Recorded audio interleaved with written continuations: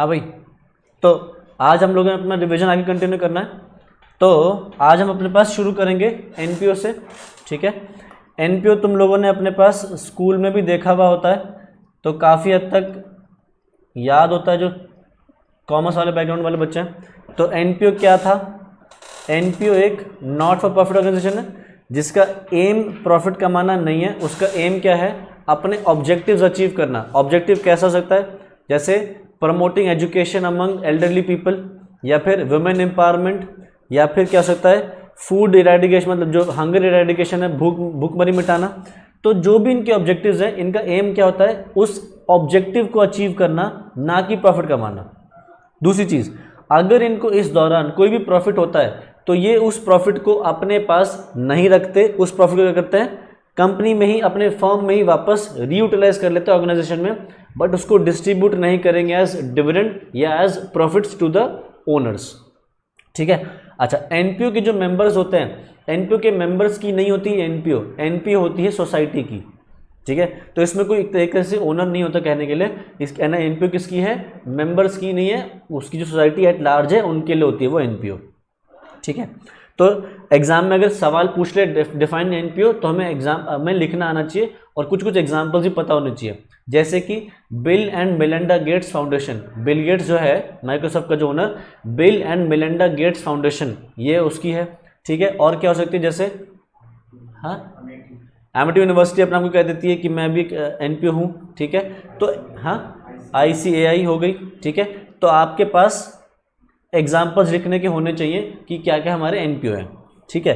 अब एनपीओ कमाई कैसे करती है? उसकी जो इनकम के सोर्सेज हैं वो क्या हैं? वो डोनेशन से चलती है, ठीक। और कैसे? एंट्रेंस फीस से चलती है, जो मेंबर्स एंट्रेंस लेना चाहते हैं उनसे चलती है। फिर लाइफ मेंबरशिप फीस से वो कमाई करते हैं, लाइफ मेंबरशिप फीस से वो कमाई करते हैं। फिर कैसे कमाई करते हैं? वो सब्सक्रिप्शन से कमाई करते हैं वो, ठीक है। तो और कैसे होता है? सेल ऑफ ओल्ड न्यूज़पेपर, रद्दी वद्दी बेच के। सेल ऑफ स्क्रैप, स्क्रैप तो तब होता है जब कुछ बनाए थोड़ी रहे हो, रद्दी बना रहे हो, तो रद्दी होती है न्यूज़पेपर ज़्यादा उनके पास, कुछ बनाते थोड़ी है वो ज़्यादातर। तो यहाँ से उनकी क्या हो गई? कमाई हो गई। कभी सेल ऑफ ओल्ड मटेरियल बेच दिया, स्पोर्ट्स मटेरियल बेच दिए ओल्ड पुराने, उनसे उनकी कमाई हो जाती है, ठीक है। उनके खर्चे क्या हैं? वही खर्चे जो नॉर्मल एक उसमें होते हैं, प्रिंटिंग, स्टेशनरी, जो भी उनको अपने मेंबर्स को जो सोसाइटी क्लास के जो खर्चे कर रहे हैं वो सारे खर्चे उसके अंदर कवर हो जाएंगे, ठीक है। तो ये हो गई हमारी इनकम्स और एक्सपेंसेस भी हमने कवर कर लिया। अच्छा, एक एनपीओ में हमने जो सबसे पहले चैप्टर में पढ़ा था वो था fund based accounting.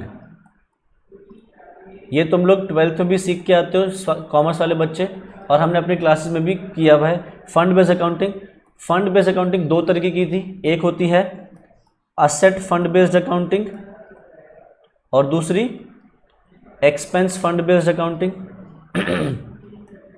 Asset fund based accounting में हमने क्या देखा था कि हमें कोई डोनेशन दे के जाता है फॉर अ स्पेसिफिक असेट, कि आपको कोई असेट बनाना है, असेट खरीदना है, उसके लिए कोई हमें पैसा दे के जाता है। तो जैसे किसी ने हमें बिल्डिंग बनाने के लिए पैसे दिए तो क्या हो गया? हमारे पास बिल्डिंग फंड आ जाता है, ठीक है। तो लेट अस सपोज कि हमें बिल्डिंग बनाने के लिए 10 लाख रुपए दे के गया, तो हमने 10 लाख रुपए बिल्डिंग फंड में डाल दिए, ठीक है। इतना ही हमारे पास बैंक में भी पैसा आ जाता है कि भैया 10 लाख रुपए बैंक में आ गया। अब हम क्या करते हैं? या तो बिल्डिंग बनाते हैं या बिल्डिंग खरीदते हैं। तो अगर हम बिल्डिंग बना रहे हैं तो बिल्डिंग बनने में टाइम लगता है, तो इस पैसे को क्या करते हैं? हम इन्वेस्ट कर सकते हैं। तो हम क्या कर लेते हैं? अपने पास बिल्डिंग फंड का कुछ पैसा इन्वेस्टमेंट के तौर पे भी रख सकते हैं। मान लो 8 लाख रुपए की इन्वेस्टमेंट्स कर दी। अब इन इन्वेस्टमेंट्स पे हमें फ्यूचर में या तो इंटरेस्ट मिलेगा या डिविडेंड मिलेगा। तो क्या करते थे इस इंटरेस्ट डिविडेंड के साथ? ये जो इंटरेस्ट डिविडेंड मिलता है क्या करते थे हम? किस में ऐड करते थे? 8 लाख में नहीं, 9 लाख 10 लाख में, इसी में हम वापस ऐड कर देते हैं, क्योंकि ये किसी और का पैसा है, किसी और के पैसे पे हमने कमाई करी, तो ये हमारा पैसा नहीं है, उसी बंदे का पैसा उसी के बंदे के पैसे में ऐड कर दिया।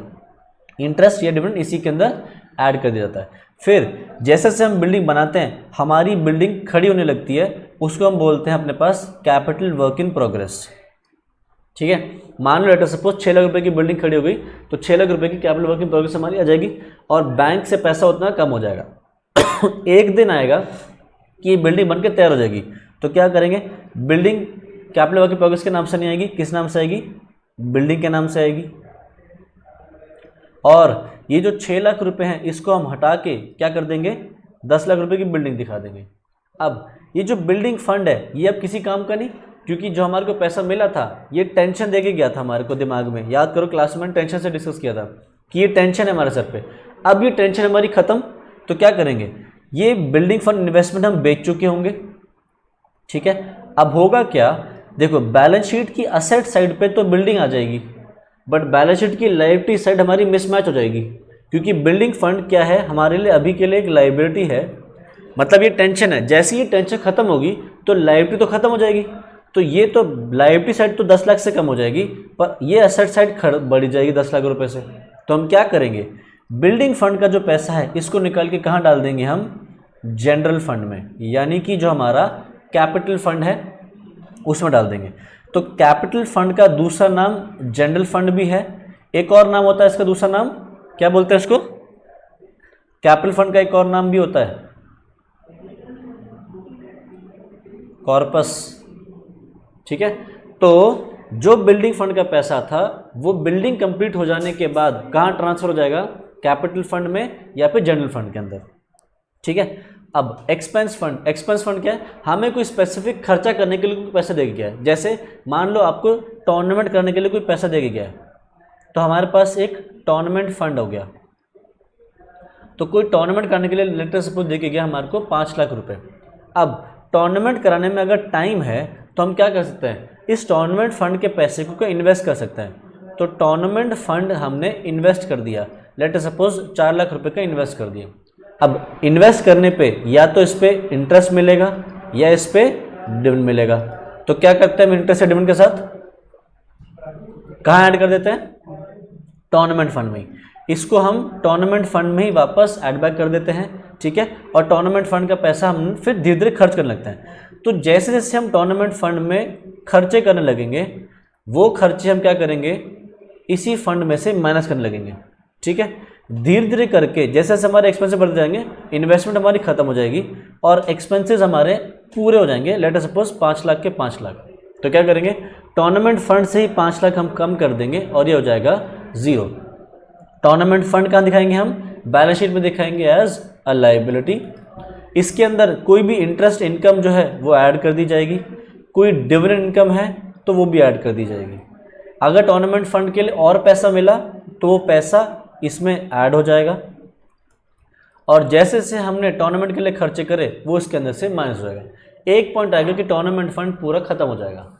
ठीक है, अब एक सिचुएशन बनती है वो ये है कि टूर्नामेंट फंड के पैसे मिले तो 5 लाख, खर्चा हो गया 6 लाख, तब क्या करेंगे, तो हम देखो ऐसे सिचुएशन में क्या करेंगे, टूर्नामेंट फंड से 5 लाख ही माइनस करेंगे, 1 लाख जो हमारा एक्स्ट्रा खर्च हुआ है वो हम कहाँ डाल देंगे, इनकम एंड एक्सपेंडिचर अकाउंट में।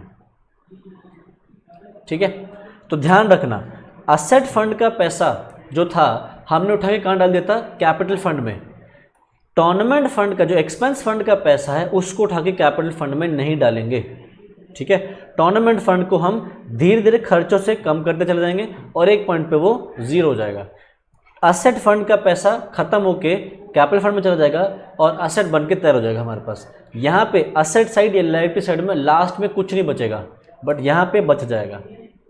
ठीक है, अच्छा अब एक एनपीओ की फाइनेंशियल स्टेटमेंट्स में 3 चीज़ें आती हैं। क्या क्या होता है, एनपीओ की 3 आइटम्स क्या होती है फाइनेंशियल स्टेटमेंट्स में, income and expenditure, balance sheet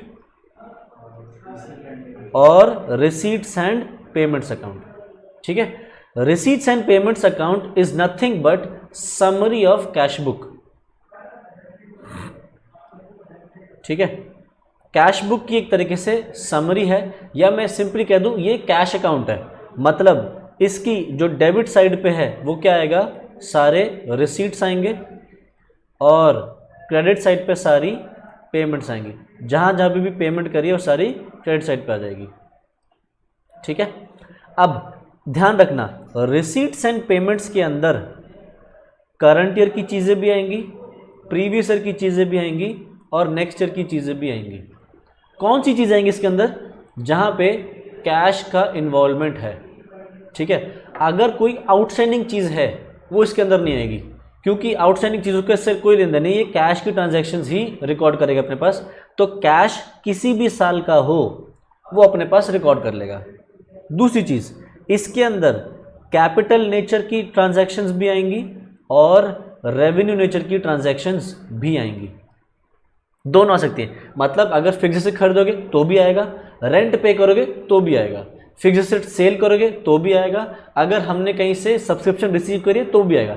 मतलब कैपिटल नेचर हो या रेवेन्यू नेचर हो, इसका कोई ईमान धर्म नहीं है। जहां पैसा देखा इसने अपना मुंह खोल दिया। पैसा किसी भी साल का हो इससे कोई लेना देना नहीं है, ये अपने पास रिकॉर्ड करके चलेगा, क्योंकि ये सिर्फ कैश की ट्रांजैक्शंस रिकॉर्ड करेगा अपने पास। वहीं बात करूं income and expenditure, income and expenditure हमारा सिर्फ ये एक तरीके से क्या है, एक तरीके से P&L है।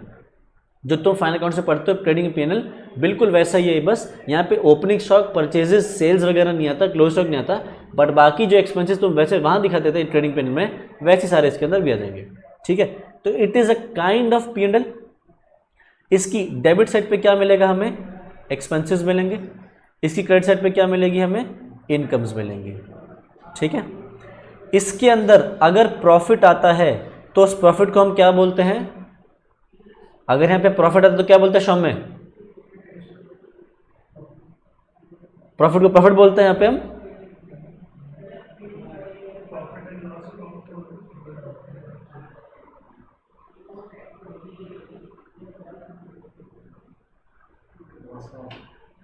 नालायक।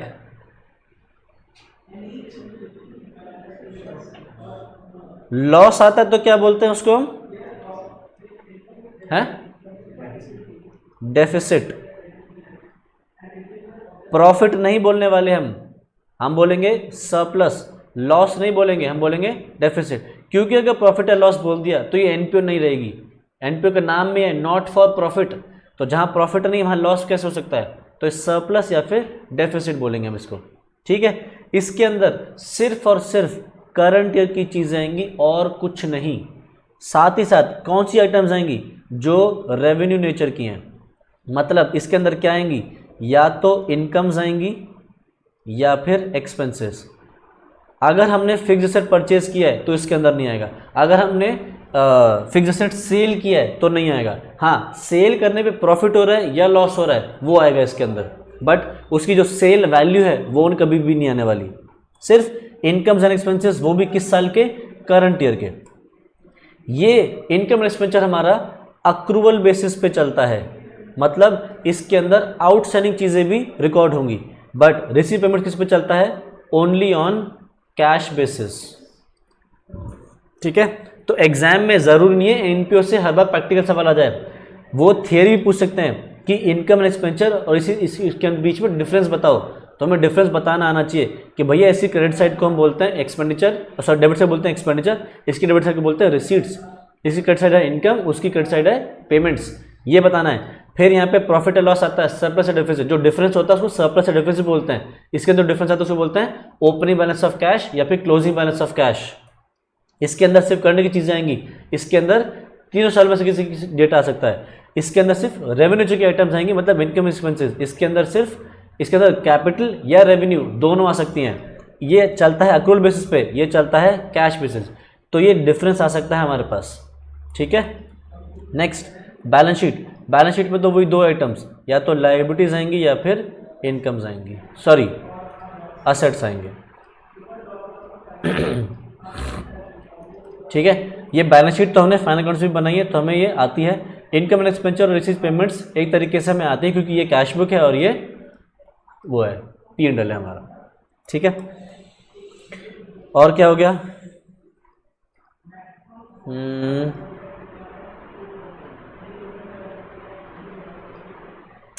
ये हो गया हमारा। अच्छा, फिर हमें एक मेन जो चीज आती है वो आती है सब्सक्रिप्शन की कैलकुलेशन। तो हमने सब्सक्रिप्शन कौन बनाना सीखा था? तो तो सब्सक्रिप्शन अकाउंट को एक तरीके से समझ लेना, ये असेट अकाउंट भी है और लायबिलिटी अकाउंट भी है, दोनों एक ही साथ इकट्ठे बन रहे हैं। ठीक है, तो इसका फॉर्मेट हमने क्लास में सीखा था। क्या था इसके फॉर्मेट में बताना। डेबिट साइड पे क्या आता है, डेबिट साइड पे यहाँ पे क्या आता है, बहुत बढ़िया, नालायक कहीं के, बैलेंस ब्रॉट डाउन, यहाँ पे बैलेंस ब्रॉट डाउन, यहाँ पे बैलेंस कैरिड डाउन, यहाँ पे बैलेंस कैरिड डाउन। बताना ये बैलेंस ब्रॉट डाउन किस चीज़ का था, है? बहुत बढ़िया, बहुत ही बढ़िया। Outstanding at the beginning of the year, ये किस चीज़ की फिगर होती है,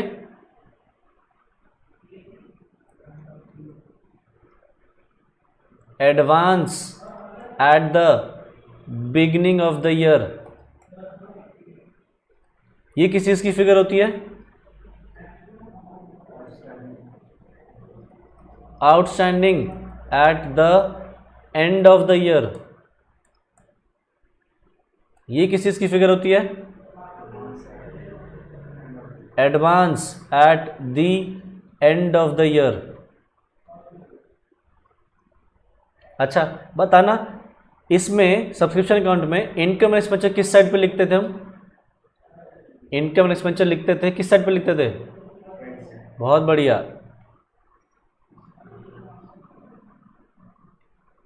डेबिट। और यहाँ कौन सी फिगर लिखते थे हम, लोअर, बहुत बढ़िया, बहुत बढ़िया आकृति।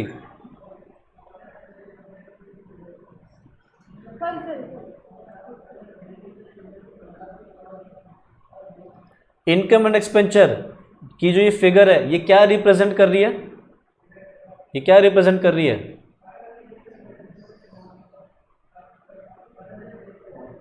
प्रॉफिट्स, बहुत बढ़िया, कमाल है।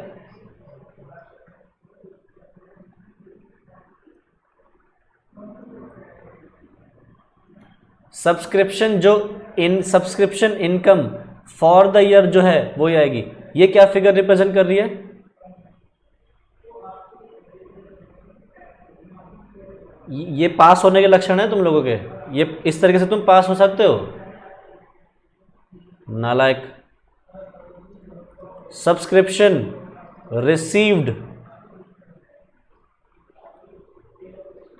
During the year, receipts and payments में प्रीवियस ईयर, करंट ईयर और नेक्स्ट ईयर तीनों का डेटा मिलेगा। इसके अंदर only and only current year की इनकम दिखती है।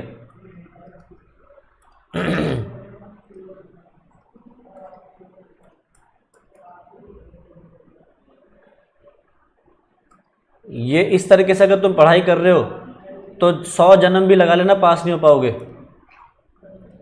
और फिर बच्चे कहते हैं सीए टफ है, सीए में टफ है। अगर क्लास की चीज़ें रिवाइज नहीं कर रहे हो, 2 हफ्ते लेके बैठे थे घास काटने के लिए, नालायक।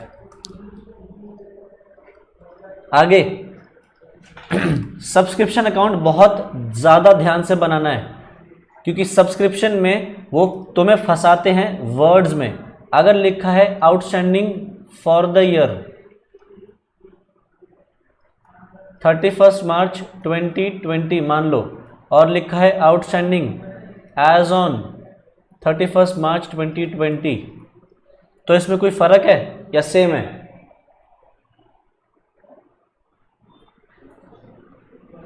क्या फर्क है?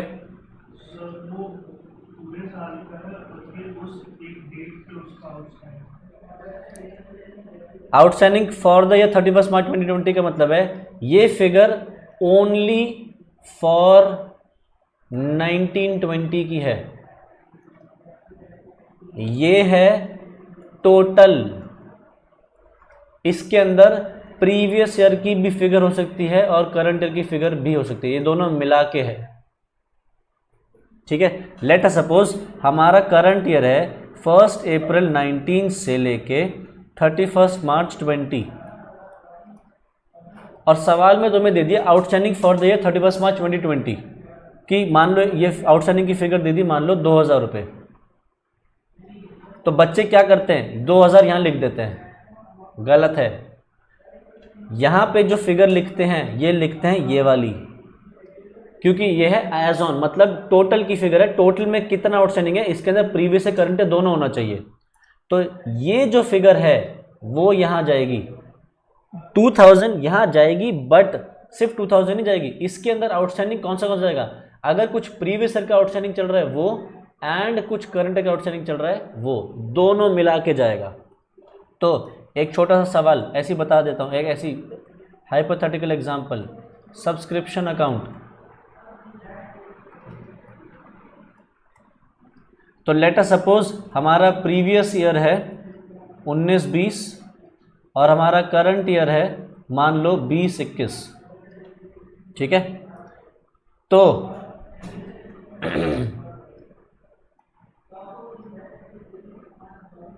यहाँ पे अगर बैलेंस ब्रॉट डाउन की फिगर दी है तो इसका मतलब क्या है कि ये 19-20 की कोई फिगर पेंडिंग चल रही है। तो लेट अस सपोज 19-20 में सब्सक्रिप्शन आउटस्टैंडिंग चल रहा था 5000 रुपये, ठीक है। और यहाँ पे मैंने बताया इनकम एक्सपेंचर आता है, इनकम एक्सपेंचर में किस साल की फिगर दिखती है, इस साल, प्रीवियस ईयर, नेक्स्ट ईयर, या तीनों, ओनली एंड ओनली करंट की फिगर दिखती है। तो इसके अंदर सिर्फ 20-21 की फिगर। तो let us suppose current year में जो सब्सक्रिप्शन इनकम होनी है हमारी वो है 2 लाख रुपए, ठीक है। और सवाल ने बताया कि रिसीट्स एंड पेमेंट्स में 3 साल की फिगर मिलती है, क्योंकि कैश अकाउंट है, ये लालची है, इसको हर तरह से कैश चाहिए। तो लेट अस सपोज 19-20, 20-21 उसने कुछ बताया ये 4000, 1,95,000, 1,99,000। तो मैं अगर तुमसे पूछूं कि बैलेंस कैरी डाउन की फिगर कितनी है तो क्या बताओगे, बैलेंस कैरी डाउन की फिगर कितनी है?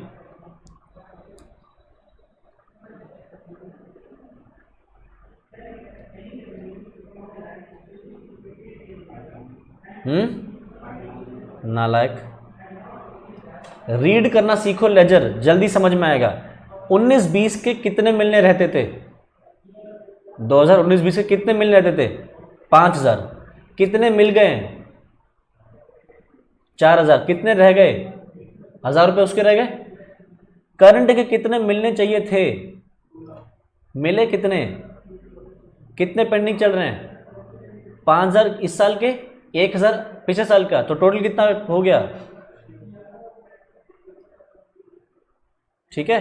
तो यहां से देखना है 5000 मिलने थे, 4000 ही मिले, 1000 पेंडिंग, 2 लाख मिलने थे, 1,95,000 ही मिले, तो 5000 इसके पेंडिंग चल रहे हैं। तो यहां से फिगर आती है।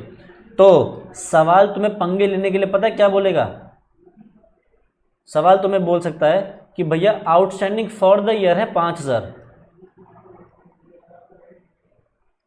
आउटस्टैंडिंग फॉर द ईयर बोल देगा 5000, और तुम क्या कर दोगे, उठा के यहां डाल दोगे 5000, जबकि यहाँ पे 5000 नहीं डालना। 5000 तो हमें दिख ही रहा है कि भैया फॉर द ईयर पेंडिंग है ही, 1000 पिछले साल के भी पेंडिंग चल रहे हैं, तो यहाँ 6000 आना चाहिए। तो 5000 प्लस 1000। तो ध्यान रखना यहाँ पे बैलेंस कैरी डाउन में एज ऑन की फिगर आती है या एज एट की फिगर आती है, ना कि फॉर द ईयर की, ठीक है। अच्छा, अगर ये कुछ नहीं होता और तब वो बोले फॉर द ईयर, तब तो भैया यही होना ही है, ठीक है। तो अगर ओपनिंग की फिगर नहीं है कोई पेंडिंग, तो यहाँ पे रिसीव नहीं होगा, तब फॉर द ईयर की फिगर आ सकती है। बट यहाँ पे बैलेंस कैरी डाउन में टोटल आउटस्टैंडिंग आता है, चाहे फिर वो आउटस्टैंडिंग इस साल का हो या प्रीवियस ईयर का हो, ठीक है। सब्सक्रिप्शन का हमने लेजर बनाना सीखा है, अपने पास जिसको नहीं आ रहा उसको एक बार नोट्स में ज़रूर डिस्कस कर लेना, ठीक है। मतलब एक बार क्लास में वो जो हमने वो करे हैं क्वेश्चंस, उनको एक बार ज़रूर देख लेना। अब सवाल हमसे ज़्यादातर क्या पूछेगा, सवाल हमारे को रिसीट्स एंड पेमेंट्स दे देगा और हमसे क्या मांगेगा, हमसे वो मांगेगा, रिक्वायर्ड क्या होगा, रिक्वायर्ड होगा कि बना के दो इनकम एंड एक्सपेंडिचर अकाउंट और बैलेंस शीट। ठीक है, तो हमने सीखा है दोनों बनाना। बैलेंस शीट में मैंने सीखा था कि बैलेंस शीट के एक तो होती है क्लोजिंग बैलेंस शीट और एक बनती है ओपनिंग बैलेंस शीट। बताना ओपनिंग बैलेंस शीट हम कब बनाते हैं, ओपनिंग बैलेंस शीट हमें कब बनानी पड़ती है,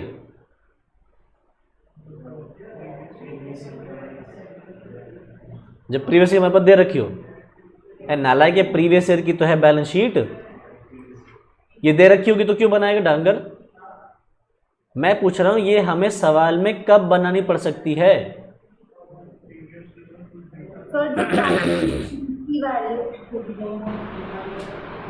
जब कैपिटल फंड सवाल में मिसिंग है,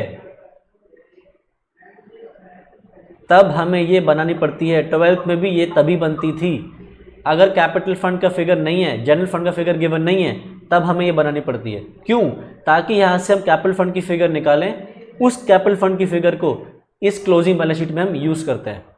तो इसके कुछ स्टेप्स हैं, ये स्टेप्स लिखना चाहो तो लिख लेना।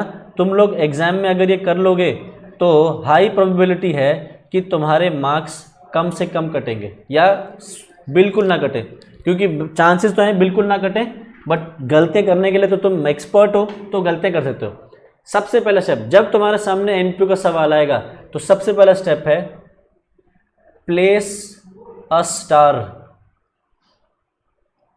Against items of adjustment.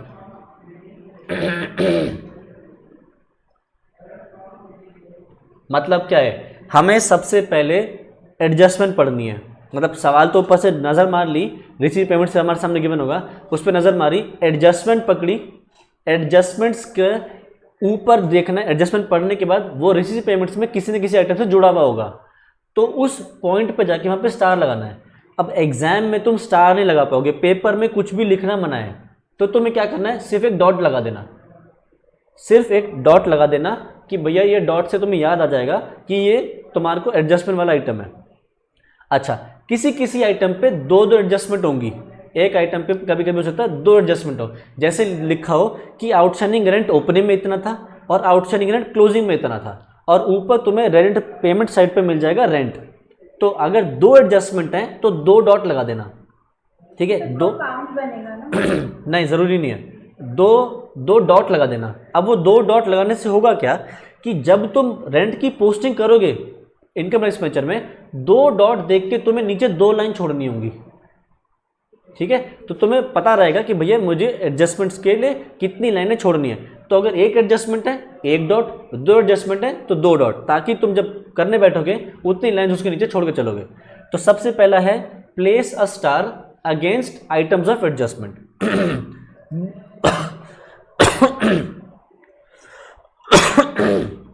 दूसरा स्टेप क्या है, post all items of receipts and payments first. Receipts and payments की आइटम सबसे पहले पोस्ट होंगी, एडजस्टमेंट सवाल से मिट नहीं जाएंगी। एडजस्टमेंट के पीछे भागते हैं सारे के सारे। हमने सबसे पहले रिसीट पेमेंट्स देखना है और रिसीट्स एंड पेमेंट्स की आइटम पोस्ट करनी है। रिसीट्स एंड पेमेंट्स की आइटम की पोस्टिंग हम एक बार करेंगे,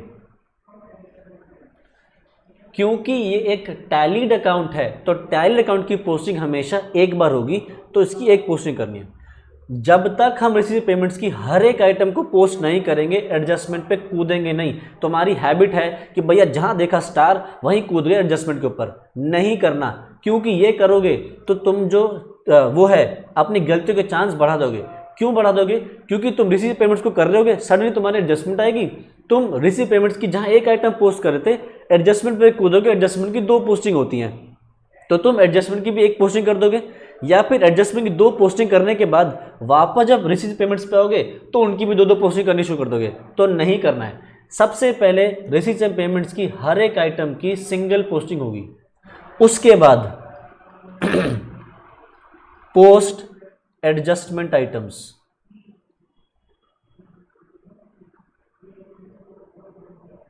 ठीक है। एडजस्टमेंट की हम कितनी पोस्टिंग करेंगे, 2 पोस्टिंग करेंगे, ठीक है। अब कभी कभी सवाल के अंदर हिडन एडजस्टमेंट्स भी होती हैं, हमें हिडन एडजस्टमेंट्स की भी 2 पोस्टिंग करनी होगी।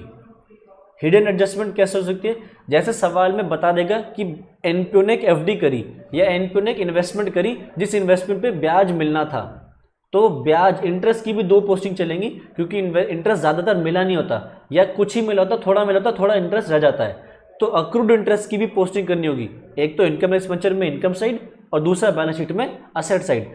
तो सिर्फ जो एडजस्टमेंट्स हैं उन्हीं को नहीं देखना है, हिडन एडजस्टमेंट्स के लिए भी अपनी आंखें खुली रखनी है हमने, उनकी भी कितनी पोस्टिंग होंगी, 2 पोस्टिंग होंगी हमारी, ठीक। उसके बाद फिर क्या करेंगे, हम क्लोज करेंगे हमारे जो लेजर्स हमने खोले हुए हैं। कोई अगर हमने कोई लेजर्स खोले हुए हैं, जैसे कि सब्सक्रिप्शन अकाउंट खुल जाता है, सब्सक्रिप्शन लेजर कभी कभी खोलना पड़ जाता है, मेजर टाइम नहीं, ये तो खुलेगा ही खुलेगा। और कौन से खोलने पड़ सकते हैं, जैसे कभी कभी क्रेडिटर्स फॉर स्टेशनरी का अकाउंट खोलना पड़ सकता है, क्रेडिटर्स फॉर जो भी आइटम है वो, और एक स्टॉक का आइटम अकाउंट खोलना पड़ सकता है, स्टॉक फॉर स्टेशनरी। जैसे एग्जाम्पल के टाइम पे लिख रहा हूँ, जैसे क्रेडिटर्स फॉर स्टेशनरी और स्टॉक ऑफ स्टेशनरी, ये लेजर्स हम पहले क्लोज करेंगे। जब तक ये लेजर्स क्लोज नहीं करेंगे अगले स्टेप पे नहीं बढ़ेंगे। जो भी लेजर्स हैं, और भी हो सकता है, मैंने एग्जाम्पल के तौर पे लिखे हैं। इसके बाद हम क्या करेंगे, इसके बाद हम क्लोज करेंगे ओपनिंग बैलेंस शीट। वहां से हम क्या निकालेंगे, ओपनिंग कैपिटल फंड, ठीक है। इसको क्या करेंगे, ओपनिंग कैपिटल फंड को हम पोस्ट करेंगे क्लोजिंग बैलेंस शीट के अंदर, ठीक। फिर छठा स्टेप क्या है, हम क्लोज करेंगे इनकम एंड एक्सपेंडिचर, और वहां से क्या निकालेंगे हम, या तो सरप्लस या फिर डेफिसिट। इस सरप्लस या डेफिसिट के साथ हम क्या करेंगे, इसको पोस्ट करेंगे हम अपने पास क्लोजिंग बैलेंस शीट में कैपिटल फंड में। और लास्ट स्टेप होगा हमारा क्लोज करना क्लोजिंग बैलेंस शीट को,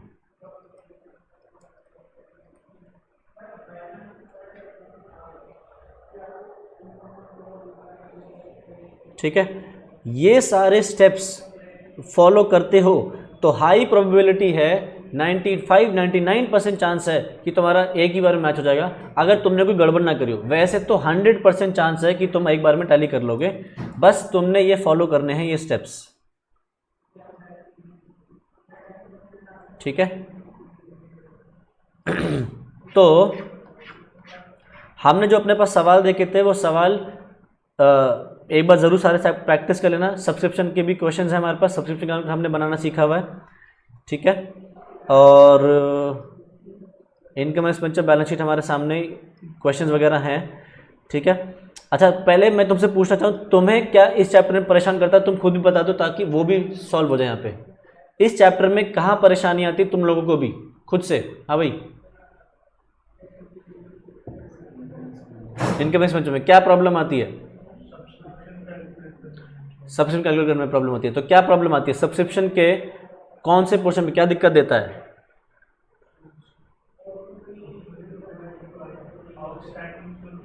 आउटस्टैंडिंग वगैरह जो निकालना होता है, ज़्यादातर आउटस्टैंडिंग की फिगर्स गिवन होती है। फिगर जो निकालनी पड़ती है ज़्यादातर वो होती है इनकम एंड एक्सपेंडिचर की, ज़्यादातर जो होती है, ठीक है। अब देखिए, जैसे देखो एक सवाल कोई भी ऐसे देख लो,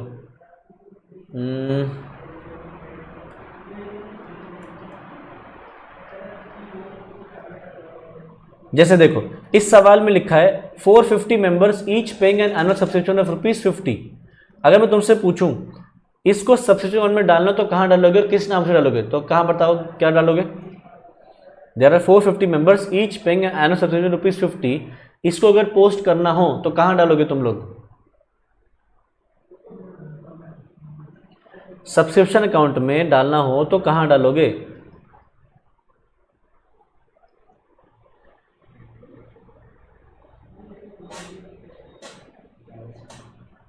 डेबिट साइड में। डेबिट साइड में भी तीन आइटम आती हैं, एक तो बैलेंस ब्रॉट डाउन, एक इनकम एंड एक्सपेंडिचर और एक बैलेंस कैरी डाउन। किस नाम से डालोगे? डेबिट साइड में नालायक। इनकम एंड एक्सपेंडिचर, देखो बुद्धि लगाओ नालायकों, क्लब के पास कितने मेंबर हैं? 450, और हर एक मेंबर से कितनी आनी है? तो ये उनकी इनकम नहीं होगी। एक क्लब ये सोच के बैठा है कि भैया मेरे पास इस साल 450 मेंबर हैं और हर एक मेंबर से 50 रुपये आने हैं, तो उसकी साल भर की इनकम तो यही होने वाली है ना, 450 मेंबर से 50 रुपये। तो डेबिट साइड पर जाएगी इनकम एंड एक्सपेंडिचर। अच्छा, subscription receive during the year 31 and मार्च दिसंबर 2016, 15, 16, 17, ये फिगर इनकम एंड एक्सपेंडिचर में डालोगे तो किस नाम से डालोगे? क्या 31 दिसंबर 2016 में सब्सक्रिप्शन जो रिसीव दिखा रहा है वो कुछ ऐसी है, 15 की इतनी, 16 की इतनी, 17 की इतनी। सब्सक्रिप्शन अकाउंट में जब डालोगे तो कहाँ डालोगे, किस नाम से डालोगे? क्रेडिट साइड पे रिसीट्स एंड पेमेंट्स के नाम से, ठीक है, क्योंकि ये क्या है, तुम्हारे लिए एक कमाई है, पैसा रिसीव हो रहा है। तो जब भी पैसा रिसीव होगा तो कौन लेके जाएगा उठा के अकाउंट में? रिसीव पेमेंट्स लेके जाएगा, ठीक है। अच्छा, कह रहा है 450 was in arrears, 450 was in arrears for 2015 at the beginning of 2016। इसको डालने लगे तो कहां डालोगे? डेबिट साइड में, किस नाम से? बैलेंस ब्रॉट डाउन, क्योंकि ये बिगिनिंग में आउटस्टैंडिंग चल रहा है पिछले साल का, ठीक है। अच्छा, ये देखना, ये फिगर एक है 2017 की 800 रुपये, ये एक तो जाएगी क्रेडिट साइड में रिसीव पेमेंट्स में के नाम से, ये एक जगह और जाएगी, कहाँ जाएगी ये? हाँ भाई, ये वाली जो फिगर है 800 रुपये एक जगह और जाएगी, कहाँ पे? बैलेंस शीट में बाद में जाएगी, सब्सक्रिप्शन में कहाँ जाएगी?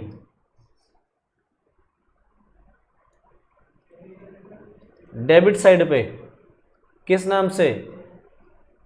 Balance carry down. ये क्या है? एडवांस सब्सक्रिप्शन जो मिला है अगले साल के लिए, तो advance subscription at the end of the year, वो ये रहा, ठीक है। अब अगर मैं तुमसे पूछूं इस साल की कितनी इस साल टोटल आउटस्टैंडिंग कितनी रहेगी सब्सक्रिप्शन, तो क्या बताओगे? देखो, पिछले साल के 450 रहते थे मिलने, उस 450 में से कितने मिल गए इस साल? कितने मिल गए हैं 450 में से पिछले साल के में से? 450 मिलने थे, 800 मिल गए। नालायकों की तो फौज जमा कर रखी है मैंने, कितने मिले हैं?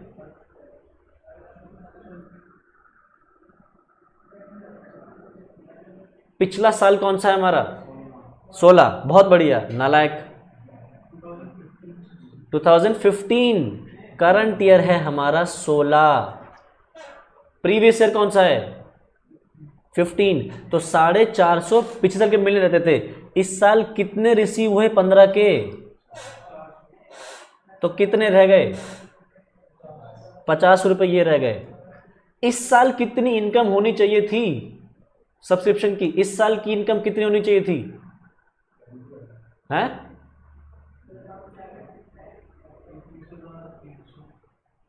21,100 ये होनी चाहिए थी।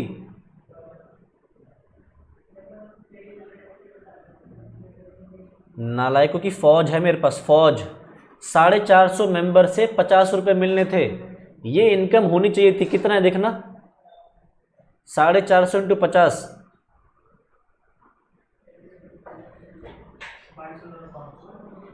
22,500, ये हमारी इनकम होनी चाहिए थी। इसमें से मिली कितनी है? 21,100, तो कितनी नहीं मिली?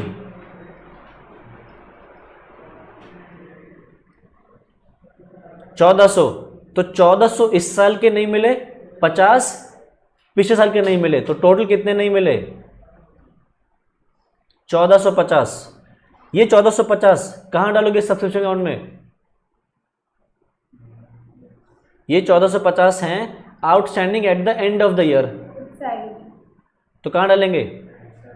क्रेडिट साइड, किस नाम से?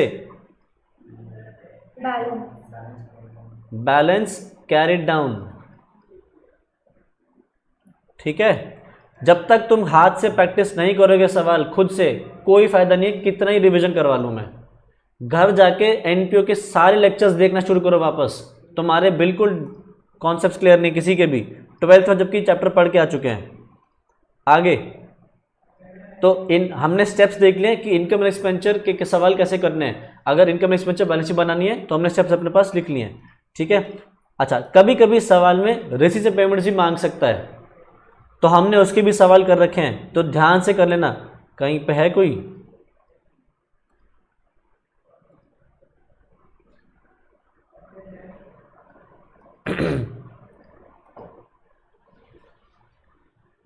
जैसे देखो, हाँ ये एक सवाल है, इसको ध्यान से कर लेना। क्वेश्चन नंबर 14, ये क्या है? इनकम एंड एक्सपेंचर उसने बना के दे दिया और बैलेंस शीट दे दी, तो हमें यहाँ से क्या बनाना है? रिसीट्स एंड पेमेंट्स मांग रहा है। बहुत ध्यान से बनाना पड़ता है, इसमें कोई स्टेप नहीं दे सकता मैं तुम्हें, जैसे वहाँ दे सकता था यहाँ नहीं दे सकता, क्योंकि इनमें ना जब इनको देखते हो तो इन दोनों को साथ में देख के चलना पड़ता है विद एडजस्टमेंट्स। तो मतलब इनकम एंड एक्सपेंचर से जब बैलेंस शीट या जब वो बनाते हो रिसीट्स पेमेंट्स, तो तीनों को इकट्ठा देख के चलना पड़ता है कि भैया इनकम कितनी आनी चाहिए थी, कितनी आ गई है, कितनी आउटस्टैंडिंग चल रही है, हर चीज़ को ध्यान से देख के चलना पड़ता है। जैसे देखो सब्सक्रिप्शन इनकम कितनी दिख रही है, ये तो इनकम है, ये ज़रूरी नहीं मिली हो, तो तुम्हें इसके साथ देखना पड़ेगा कोई एडवांस भी मिल गई है, यानी कि इसमें ये ऐड होगा। ये देखो आउटस्टैंडिंग चल रही है सब्सक्रिप्शन, बैलेंस शीट में दिखा रहा है, मतलब ये माइनस करनी पड़ेगी। फिर नीचे कुछ और तो नहीं है सब्सक्रिप्शन, ये देखो 800-700, तो इसका कोई सेट फॉर्मेट नहीं दे सकता मैं कि भैया तुम्हें ऐसे ही करना है। सिर्फ इतना कर सकते हैं हम कि भैया हमें देख के चलना है कि भैया अगर ऐसे समझो, थोड़ा सा कोशिश करता हूँ समझाने की। अगर एक्सपेंडिचर है, खर्चा है, तो मतलब पेमेंट हुई होगी। अगर पेमेंट नहीं हुई तो कहाँ दिखना चाहिए? बैलेंस शीट में, लायबिलिटी में, है ना। अगर आपका एक्सपेंस आपने पे नहीं करा तो कहाँ बनेगा? लायबिलिटी में होना चाहिए ना। तो देखो क्या अपकीप ऑफ ग्राउंड लायबिलिटी में दिख रहा है? क्या अपकीप ऑफ ग्राउंड लायबिलिटी में कहीं दिख रहा है? नहीं, मतलब ये पेमेंट हो गई होगी तो ये पेमेंट में पूरा पूरा चला जाएगा। सिमिलरली प्रिंटिंग देखो, 1000 रुपये प्रिंटिंग का एक्सपेंस है, अगर ये पे नहीं हुआ तो लायबिलिटी में होगा। देखो लायबिलिटी में है क्या? नहीं। क्या नीचे कुछ है प्रिंटिंग के लेके? देखो प्रिंटिंग के लिए है कि भैया पिछले साल का 2004-5 का भी प्रिंटिंग का कुछ पैसा पेंडिंग चल रहा था, ठीक है। अब एक बात सोचो, जो प्रिंटिंग की पेमेंट हमने करनी है, क्या पहले हम पिछले साल की पेमेंट करें या इस साल की पेमेंट करें? पहले पिछले साल की ना। तो देखो इनकम एंड एक्सपेंडिचर में क्या आता है? सिर्फ और सिर्फ करंट की चीज़ें आती हैं, तो करंट ईयर का एक्सपेंस तो हमने पे करा ही होगा, प्रीवियस ईयर का भी तो पे किया होगा ना। तो हमने फिर देखो एडजस्टमेंट देखनी पड़ रही है इसके साथ साथ, तो 10,240 होगी जो पेमेंट हुई होगी। सिमिलरली सैलरी देखो, सैलरी इस साल का खर्चा है 11,000, सैलरी का कुछ आउटस्टैंडिंग चल रहा है तो यहाँ होगा, है क्या? नहीं। सैलरी नीचे कहीं है क्या? नहीं, मतलब सैलरी की पेमेंट 11,000 हुई है। फिर डेप्रिसिएशन और फर्नीचर, क्या डेप्रिसिएशन की पेमेंट करके आते हैं किसी को? डेप्रिसिएशन तो क्या है? एक नॉन कैश एक्सपेंस है, तो पेमेंट में नहीं जाएगा, इसी पेमेंट से कहीं आएगा। ये रेंट 600 रुपये का है, जो हमारा एक्सपेंडिचर है करंट ईयर का, क्या है कहीं यहाँ पे? नहीं। क्या नीचे कहीं है? नहीं, मतलब हमने रेंट पूरा पे किया तो रेंट पेमेंट साइड पर जाएगा। ऐसे देखना है, इनकम इतनी मिलनी चाहिए थी, हमें इनकम इतनी मिलनी चाहिए थी, क्या नहीं मिली या नहीं मिली, तो वो यहाँ देखना पड़ेगा। अगर इनकम नहीं मिली तो असेट बनेगा, देखो है क्या? है ना। तो मतलब ये नहीं मिली, हटा देंगे इसमें से, बट कुछ इनकम एडवांस भी मिल गई तो ऐड कर देंगे। तो ध्यान से देख के करना है। सेल ऑफ ओल्ड न्यूज़पेपर, रद्दी के पैसे अगर नहीं मिले होंगे, अगर ये रद्दी जो बेची नहीं पैसे मिले तो यहाँ दिखना चाहिए असेट में, है नहीं, मतलब मिल गया होगा, डाल दो रिसीट साइड पे। लेक्चर के पैसे अगर नहीं मिले तो यहाँ असेट में दिखेगा, है नहीं, मतलब ये मिल गया। तो ऐसे बुद्धि लगानी है हमने, ठीक है। तो income and expenditure, balance sheet और एडजस्टमेंट्स तीनों को इकट्ठे देख के चलना होगा। तो सब्सक्रिप्शन का तो आसान है, तुम्हें सब्सक्रिप्शन लेजर बनाना है, उसमें पोस्टिंग कर दोगे, अपना रिसीव पेमेंट्स की फिगर मिल जाएगी। बट जो बाकी की आइटम्स हैं उनके लिए देखना है भैया खर्चा है, अगर खर्चा नहीं पे हुआ होगा तो लायबिलिटी में दिखेगा, नहीं दिख रहा मतलब पे हो गया। इनकम अगर नहीं मिली होगी तो यहाँ दिख रही होगी, मतलब अगर नहीं दिख रही तो मतलब मिल गई। ठीक है, तो यहाँ से हमने income and expenditure balance sheet से हमने क्या बनाना है, रिसीव पेमेंट्स अकाउंट। एक दो सवाल ऐसे भी आ सकते हैं जहाँ पे इनकम एंड एक्सपेंचर और balance sheet, income and expenditure receive payment दे दिया होगा, कहेगा दोनों बैलेंस शीट बनाओ। ऐसा भी सवाल हमारे नोट्स में है कि उसने receive payments and income and expenditure दोनों दे दिए होंगे और हमसे क्या कह रहा होगा, बैलेंस शीट बनाएंगे। जैसे ये देखो पिछला ही सवाल है, क्वेश्चन नंबर 11, इधर देखो क्वेश्चन नंबर 11 रिसीव पेमेंट्स हमारे सामने है और अगले पेज पे देखो इनकम एंड एक्सपेंचर भी हमारे सामने है। तो अगर ऐसा हो जाए कि इनकम एंड एक्सपेंचर और रिसीव पेमेंट्स दोनों हमारे सामने है, तो हमें ध्यान से देख के चलना है। क्या हमने कैसे देखना है कि देखो जी हमारी, जैसे यहाँ देखो इंटरेस्ट से इनकम होनी कितनी चाहिए, इधर देख लो इंटरेस्ट से इनकम होनी कितनी चाहिए, 400 रुपये। ये हमारी करंट ईयर की इनकम है, यही तो रिसीव होनी चाहिए। तो ये कहाँ मिलनी चाहिए, रिसीव एंड पेमेंट्स में। आओ देखें रिसीव पेमेंट्स में, रिसीट पे देखो इंटरेस्ट मिला है 500 रुपये। ठीक है, एक बात सोचो, इंटरेस्ट यानी कि ब्याज, ब्याज कहाँ से मिलता है, बैंक से। बैंक से आपको 400 रुपये का ब्याज मिलना चाहिए, बैंक आपको 500 रुपये का ब्याज दे रहा है। ठीक, 100 रुपये ज़्यादा। तुम आज अगर जाओ बैंक में और बैंक से कहो बैंक मुझे 100 रुपये का ब्याज ज़्यादा दे दे, देगा नहीं, वो किसी वजह से तो दे रहा होगा 100 रुपये का ब्याज ज़्यादा। मतलब ये क्या है, इंटरेस्ट जो पिछले का आउटस्टैंडिंग चल रहा है। आज तुम बैंक से एफडी पे जा, बैंक से कहो बैंक एफडी का ब्याज जो 1 साल बाद मिलना है मुझे आज दे दे, देगा नहीं, 1 साल बाद ही देगा ना। मतलब यहाँ पे 100 रुपये ज़्यादा मिल रहे हैं तुम्हें, रिसीट साइड पे आ रहा है ना 100 रुपये ज़्यादा। इसका मतलब क्या है, ये ओपनिंग में आउटस्टैंडिंग था, तो कहाँ डालोगे, ओपनिंग बैलेंस शीट में असेट साइड पे अक्रूड इंटरेस्ट 100 रुपये। ठीक, रेंट देखो, रेंट हमें रिसीव कितना होना चाहिए था, 2300। इनकम हमारी 2300 है, मिले या ना मिले कोई फर्क नहीं पड़ता, देखते हैं कितना मिला। 2300 में से देखो रिसीव हुआ पिछले साल का 150 रुपये, यानी कि पिछले साल नहीं मिला होगा ये, तो ये पिछले साल बैलेंस शीट में गया होगा एज असेट। तो ये कहाँ जाएगा, ओपनिंग बैलेंस शीट में 150 रुपये एज अक्रूड रेंट। अच्छा, इस साल कितना रिसीव हुआ, 300 रुपये, होना कितना चाहिए था 2300, मतलब 2000 क्या हो गया आउटस्टैंडिंग। तो ये कहाँ जाएगा, क्लोजिंग बैलेंस शीट, क्योंकि इस साल का है तो क्लोजिंग बैलेंस शीट में असेट से पे जाएगा अक्रूड रेंट। तो हमने इस तरीके से देख के चलना है कि भैया इनकम कितनी होनी चाहिए थी और कितनी मिली। ये तो हो गई कितनी होनी चाहिए और ये हो गई कितनी मिली। जो भी आउटस्टैंडिंग चल रही है वो हमारी बैलेंस शीट में चली जाएगी। सिमिलरली इनके इसके साथ भी एक्सपेंस कितना होना चाहिए था और हमने कितना पे करा है, उनका डिफरेंस निकालोगे, अपना बैलेंस शीट हमारी बन जाएंगी। ठीक है, तो आई थिंक यही है हमारे चैप्टर में। बस तुम लोगों को आंखें खोल के सवाल करने हैं और अपने पास ये वाला चैप्टर हो जाएगा। बताओ इस चैप्टर में क्या और प्रॉब्लम फेस करते हो, बताओ, अभी हम उसको एड्रेस कर लेंगे। इस चैप्टर में और क्या इशू आता है बताओ। सर सब्सक्रिप्शन का अगर क्वेश्चन होगा तो उसे अकाउंट बना के करना चाहिए या वो प्लस माइनस वाले अकाउंट। अगर तुम प्लस माइनस वाले स्टेटमेंट में चक्कर में पड़ गए तो बहुत फंसोगे। रीजन बीइंग उसके अंदर अगर फिगर निकालनी पड़ेगी इनकम एंड एक्सपेंचर की तो उसका एक फॉर्मेट है, वहीं अगर फिगर निकालनी पड़ जाए रिसीव पेमेंट्स की तो उसका बिल्कुल उल्टा घूम जाता है फॉर्मेट फॉर्मूला। तो बच्चे कंफ्यूज हो जाते हैं कि इनकम एक्सपेंचर वाला कौन सा फॉर्मूला था, रिसीव पेमेंट्स वाला कौन सा फॉर्मूला था। हमने उसमें पढ़ना ही नहीं, सिंपली बनाओ सब्सक्रिप्शन का अकाउंट, जो बैलेंस शीट फिगर है वो अपने आप निकल जाएगी, या तो इनकम एक्सपेंचर की या रिसीव पेमेंट्स की।